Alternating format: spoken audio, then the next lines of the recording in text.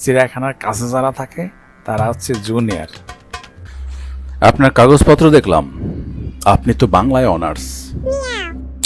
জি sir, আমি বাংলায় honours. আপনি রবীন্দ্রনাথের শেষের কবিতা পড়েছেন? না স্যার, আসলে বিভিন্ন কারণে সিলেবাস শেষ হয়নি, তাই ওনার শেষের দিকের কবিতাগুলো পড়া হয়নি।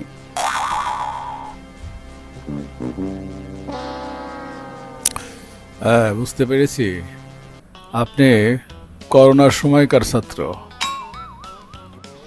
জি স্যার। আচ্ছা, আপনারে আর একটা প্রশ্ন করি, বলেন তো সিনিয়র আর জুনিয়রের মধ্যে পার্থক্য কি? এটা তো খুব সহজ স্যার।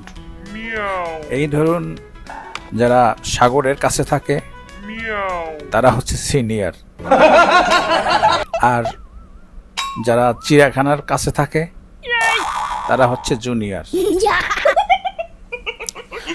ওয়াও, খুব চমৎকার উত্তর দিয়েছেন তো, কিন্তু আমি এর আগে আমাদের কিছুই বুঝতে পারলাম না, আমাকে একটু বোঝায় বলেন তো।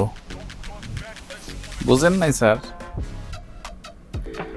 সি সি মানে হচ্ছিল সাগর, আর নিয়ার মানে কাছে, মানে সাগরের কাছে। সাগরের কাছে যারা থাকে তারা হচ্ছে সিনিয়র, আর জো মানে হচ্ছে চিড়িয়াখানা, আর নিয়ার মানে কাছে। তাহলে চিড়িয়াখানার কাছে যারা থাকে তারা হচ্ছে জুনিয়র। বুঝছেন স্যার?